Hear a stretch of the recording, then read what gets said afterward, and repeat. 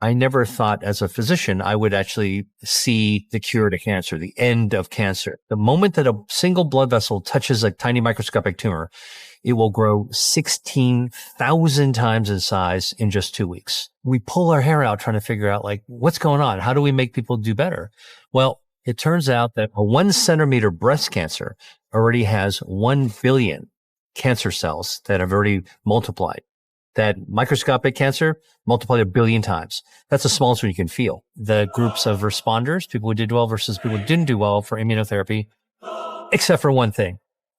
That one thing was one bacteria, Akkermansia muciniphila. Well, it turns out that there are certain foods you can eat that grow Akkermansia. What are those foods? And what they found is that women who had excess body fat over the period of 13 years had a 3-fold increase in the risk of developing breast cancer. So with this kind of knowledge, what can we do with cancers? Not just breast cancers, but in general. Number one,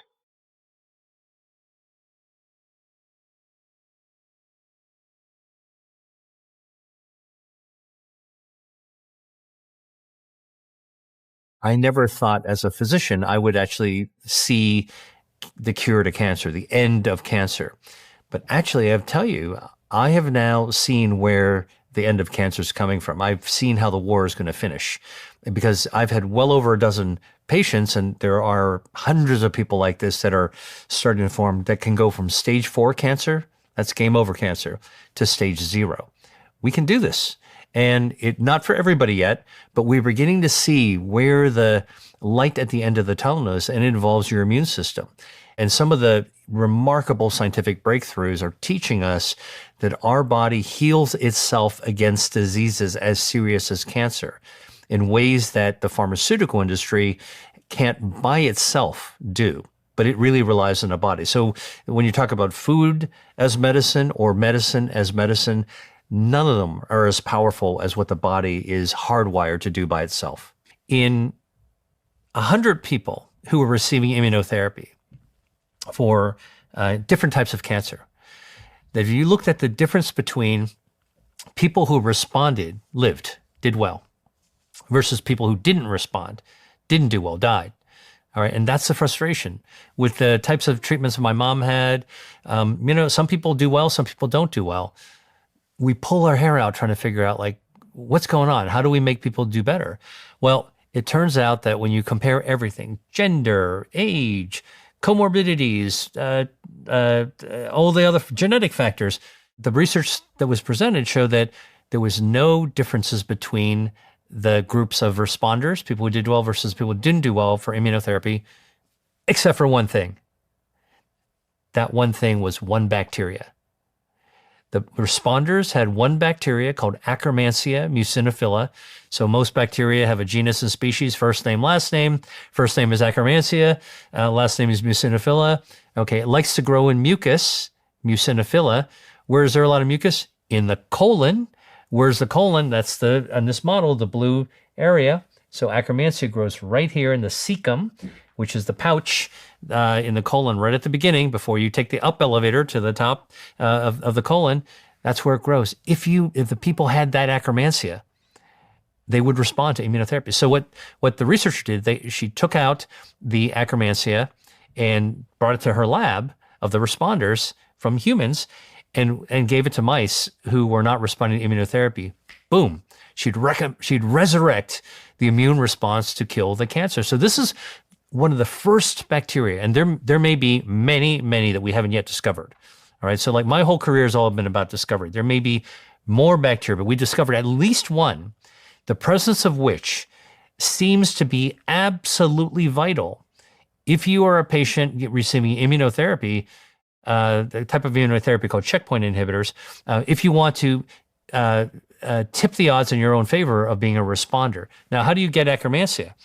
Well, at the time, there was no Akkermansia probiotics. Now you can actually find Akkermansia probiotics. But at the time this was coming out, you had to grow your own Akkermansia, DIY Akkermansia. All right. So how do you grow it? Well, it turns out that there are certain foods you can eat that grow Akkermansia. What are those foods? Pomegranate juice, pomegranate seeds will grow Akkermansia. Cranberries, Cranberry juice, dried cranberries will grow akkermansia. Concord grape juice or Concord grapes will grow akkermansia. Chili peppers will actually grow akkermansia. Chinese black vinegar. You ever go to dim sum and have soup dumplings? Oh, yeah. The black vinegar sauce that they use for as a condiment to the soup dumplings? Chinese black vinegar. That will prompt your body to grow akkermansia as well. Every day, every 24 hours, there are 10,000 mistakes that are made in your body that your body doesn't catch, that propagate in the document of our body as it goes on. 10,000. Each of those is a microscopic cancer. A microscopic cancer is just that. It's microscopic. It's too small to be seen with the naked eye, but it's abnormal. And that thing could turn into a big tumor that could eventually kill you. So why don't we die from cancer all the time? Now, this is actually something that I see as a physician.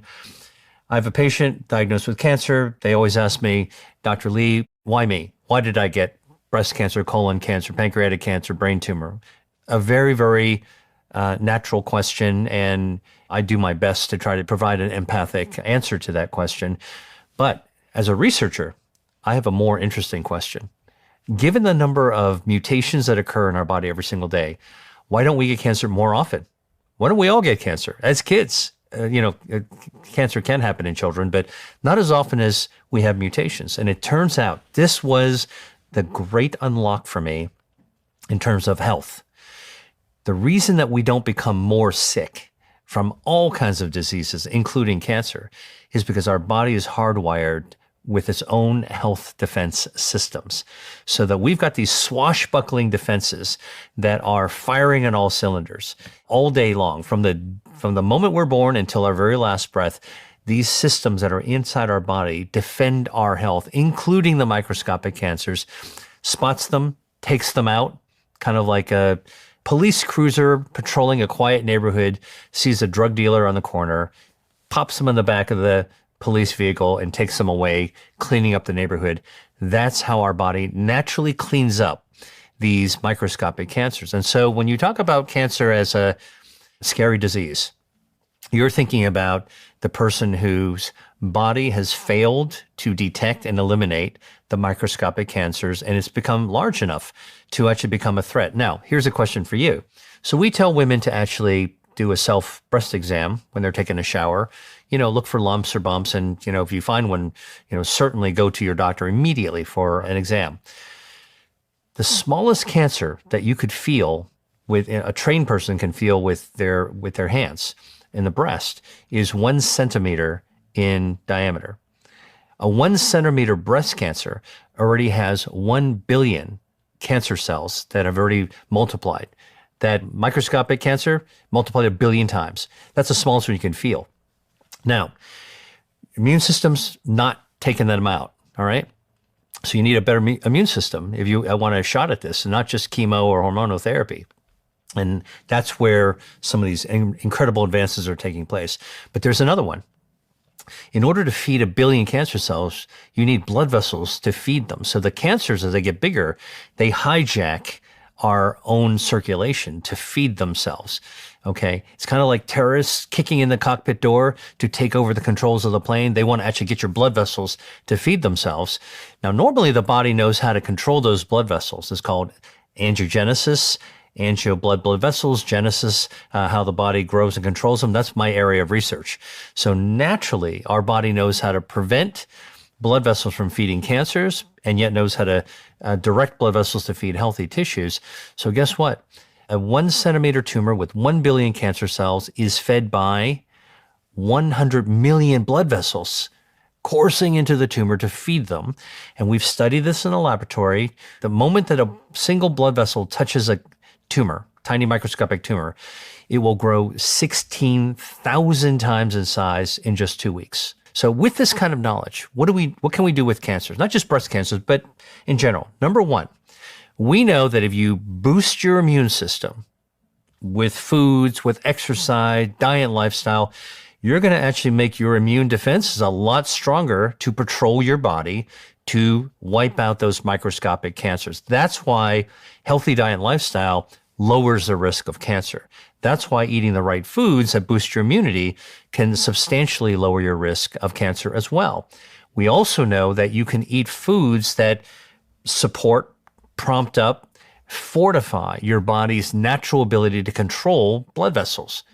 Keep those blood vessels where they're supposed to be and get rid of those blood vessels where you don't want them to be, which is kicking in the cockpit to take over your circulation to feed cancers. So if you eat foods that are anti-angiogenic foods, like out on Staple, you've got coffee and tea. Both of those contain natural substances that cut off the blood supply and starve cancers. That's a good thing. So that's why we know what we do with our diet can actually help to lower the risk of cancer as well. A study done by Cornell in New York, looking at Swedish women who were normal body size or skinny. So you've heard of skinny fat. This is what they were studying. And they looked at these women to see, they did DEXA scans, as you described, to see how much body fat they had. And then they followed them over 13 years. And they actually found that women who did not have extra body fat had, normal risk of breast cancer, but women who had skinny fat, remember all the women in the study, and so 3,000 women actually were normal body size. They weren't supermodels, but they were just normal size women. Some of them were slimmer than others, but none of them were obese. None of them were overweight, just normal size. But they knew at the baseline what the DEXA scan showed. And what they found is that women who had excess body fat over the period of 13 years had a threefold increase in the risk of developing breast cancer. And it's linked to higher inflammatory markers in their bloodstream, which makes total sense. The leaking body cream, the leaking inflammation, in a skinny tube, all right, or normal size tube, normal suitcase. Look, the suitcase can't expand bigger. It's got a finite size, but it's leaking out. And this is because cancer thrives in an inflammatory environment. If you have inflammation, without even a microscopic cancer like we talked about, but a small tumor, putting inflammation in the environment of a cancer is like pouring gasoline on the embers of a fire. You ever go camping, you have a campfire, it's almost out at the very end. Now, if you pour some gasoline in it, boom, whoosh, you're going to have to create a bonfire all over again. That's how dangerous inflammation is. So that's why excess visceral fat, inflammatory fat, is so dangerous and linked to cancer. And by the way, not just breast cancer. It turns out that excess visceral fat has been linked to 14 other cancers, increased risk of 14 other cancers, everything from colon, ovarian, lung, breast, prostate. It's a growing list of cancers that seem to be you would be at a higher risk if you had high levels of visceral fat. And it makes total sense given the inflammation. Look at all these organs packed in. You got your liver, you got your stomach, you got your colon and your small intestines. That's packed into the tube. All right. It's kind of like packing for vacation. Some people are really, really skilled at packing. They can actually fold their socks and their underwear and their pants. And it's like, oh my, you're a genius. You're a packing genius, right? Now, visceral fat grows between those folded shirts and pants, and it fills a lot of space in there. When you have too much of it, not only does it fill up the suitcase of your body, the tube of your body, but it starts to push on organs, which is not healthy because it's all packing inside between the spaces, the potential spaces in there. And then when it grows beyond its own blood supply, the visceral fat starts to starve. It becomes hypoxic, meaning it's not getting enough oxygen, bigger than the amount of blood vessels that are growing in there. And now you've got the center of the fat starved of oxygen. The inflammatory cells start moving in, and now you've got this fat that's outgrown its own blood supply that's now becoming very inflammatory. And because it's packed all throughout the tube of your body into the suitcase of your body, it's leaking out that inflammation everywhere. So think about it, like if you have a neatly packed suitcase and you're like, I'm going to put some lotion and cream, canisters of lotion and cream. I'm going to pack it everywhere in between the spaces. Okay, look, Stephen, pack a few, but let's stop right there. And no, I'm going to pack like 20 or 30 of them. And you keep on stuffing it. Even though the suitcase It's a hard suitcase, and you can put a lot in there. Now you're starting to press on the clothing. You're going to scrunch up your pants, and here in the body, you're scrunching up your organs. Now, why don't we make one of those tubes of cream? Let's break one of them open. Now it's leaking. All right, and that's what's happening when your fat is so inflamed. It starts to leak inflammation. Now imagine that cream starts to leak out into the interstices of your suitcase. Now you've got a suitcase, looks skinny on the outside, looks like a suitcase. It could be a carry-on, but now all the organs, all the clothes you packed so neatly are squeezed and scrunched off, and now the lotion is leaking everywhere. That is the analogy of excess body fat in a small container, spreading out, compressing the organs, and leaking out, and that's why it's dangerous. We did research at the Angiogenesis Foundation, the nonprofit I looked at, to look at different types of teas, different types of green tea, Japanese tea, Chinese jasmine tea, English tea. And we were always assuming, again, this is the power of food as medicine research, we were always assuming that the green tea is going to be the best. I'd always heard that Japanese green tea is going to be like the ultra best. And what we found was that English tea, specifically Earl Grey tea, actually was the most potent when it actually supported your blood vessels, your body's defense system for angiogenesis to keep your circulation healthy. Wow, what a surprise that is. And this spoke to me about the fact that we can't make assumptions. We need to look at facts. We need to look at data. And so I'm a big fan of Earl Grey now. Now, what might make give Earl Grey its superpower? Well, this is where knowing a little bit about what you're eating is actually useful, because Earl Grey is a fermented, it's a black tea. It's got bergamot in it, and bergamot is a kind of a citrus. So maybe it's combining those ingredients that actually provides the superpower. But I do see matcha on this tray. I want to tell you about matcha, because matcha is truly a super enriched, polyphenol enriched tea. A lot of people don't realize it. There's no tea bag in it, so don't worry. Yeah. So a lot of people think about matcha as just another green tea, but it's not another green tea. It is made with green tea leaves, the same kind of green tea leaves, but as you would find in any green tea. However, what's the composition of matcha? Matcha is green tea that is, before it's ready for harvest, is grown under a shade that changes its chemical structure, natural chemical structure a little bit. So it's got a lot of potency to it.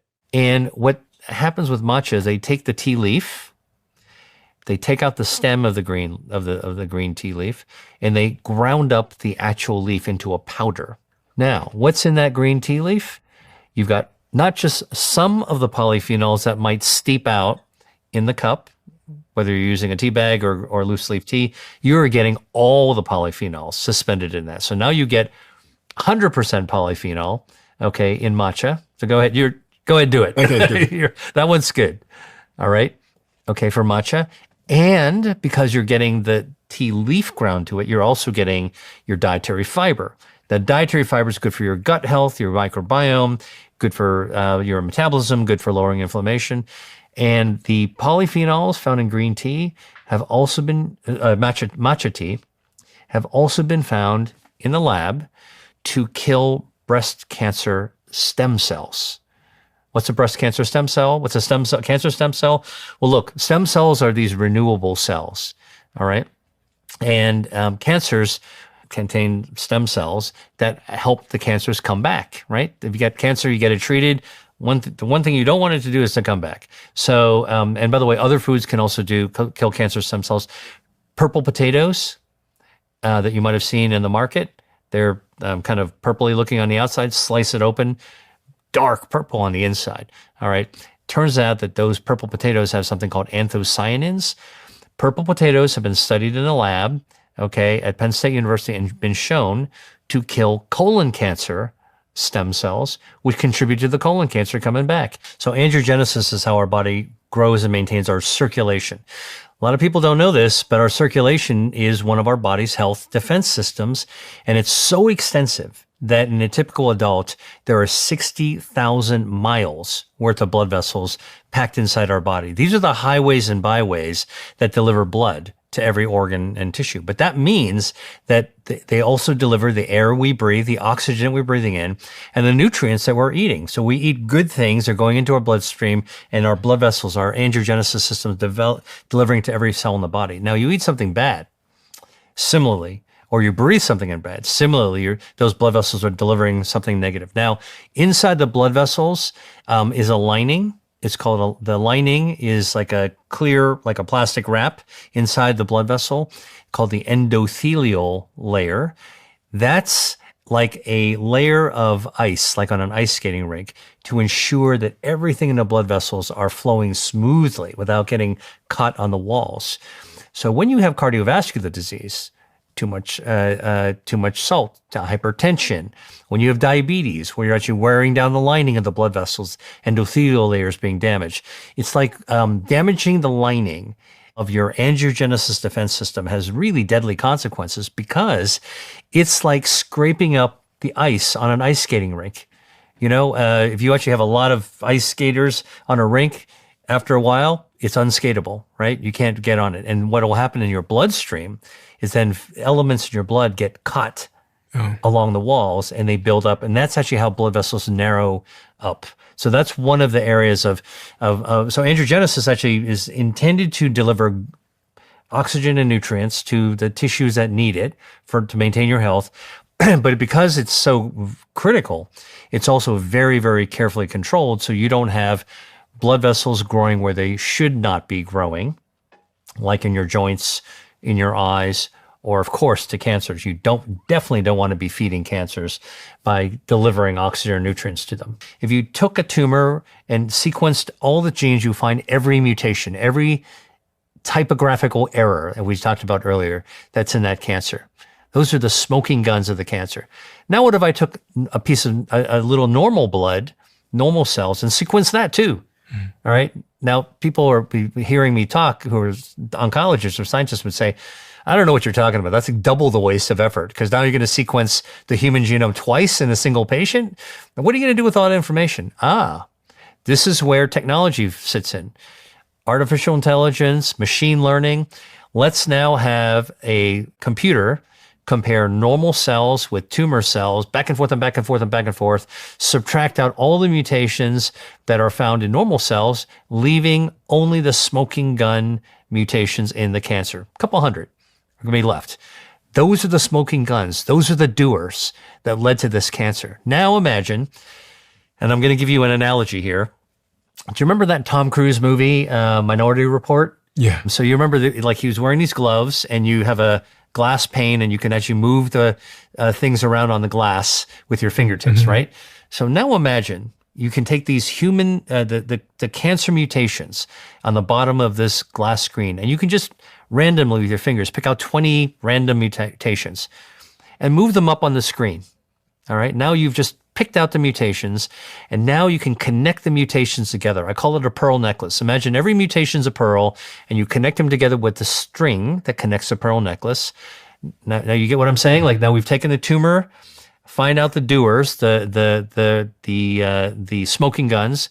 Now we've strung them together. Okay. This is the most wanted sign that you would actually place out for the criminal. And now imagine you hit print technology. And now you have a protein printer that prints out those smoking guns as a protein full of your own individual cancer of that particular person. Now you take that protein and you inject it under the skin, and you're challenging your own immune system. You're vaccinating yourself with your own cancer, and you're causing your own immune system to say, aha, this is a bad guy. We're going to develop antibodies to go find our immune system. We're going to get ratcheted up to go find that cancer. Well, this is happening right now in clinical trials.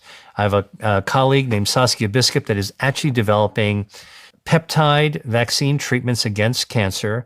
And if you want to see some amazing results, there was a paper we published in Nature Communications about a year ago that showed in more than 100 people with glioblastoma, that is a game over brain cancer. Nobody lives more than a couple of years with this. All right. That with this treatment, we've been able to actually show that some patients with their own immune system woken up can actually keep them alive and cancer free. Brain cancer, like that is no win situation, impossible to possible. Hey, if you like that video, then you're going to love this one. Check it out.